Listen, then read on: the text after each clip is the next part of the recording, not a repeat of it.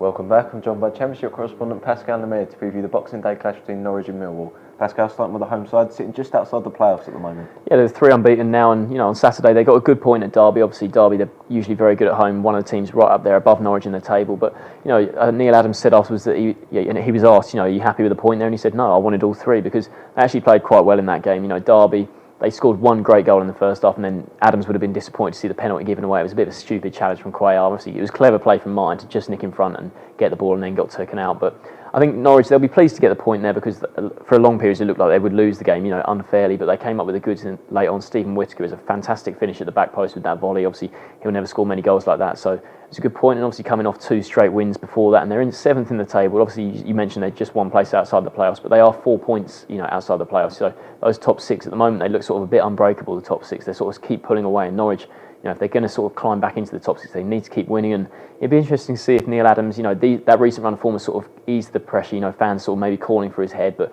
the recent wins have done his job the world of good. And it'd be interesting to see if he makes any moves in January, because I look at Norwich's team and I think there's so much quality there, and I don't think he really needs to make moves in January, but given the current state of the table and the way the top 6 are playing, it'd be interesting to see if he feels he has to make moves in January, or maybe if any Premier League clubs come in for any of his players. Obviously, John Ruddy's the one that has sort of been linked away at Premier League sides, maybe thinking they need a new keeper. They might go for him, but I'll be interested to see what they do in the transfer market. Meanwhile, Millwall, sitting hovering just outside the relegation zone. They are, yeah. It was a really disappointing result on Friday night at home to Bolton Wanderers. Obviously, at the Den, they haven't been great there this season, but they would have sort of fancied a win there. I think Bolton, they've been doing a lot better at home recently, but yeah, to not even score is just so disappointing. And the manner of the game as well. They didn't create too many chances, and it came because they played on Friday night the week before as well, and they went to Brighton and won there. So to not build on that and to lose there, yeah, obviously the fans will be gutted with that. And I think, they just didn't create many chances. Bolton dominated for long periods, which is not what you want to see at home. And yeah, 21st in the table, and 4 points from dropping into the bottom 3. The bottom 3 are doing really badly themselves. Obviously, Wigan,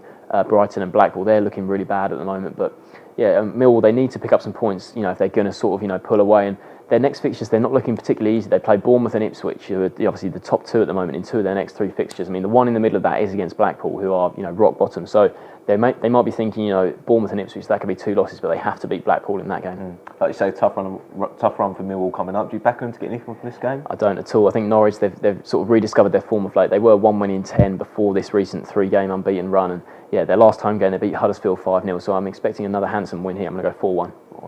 So I'm going for a 4-1 win to Norwich.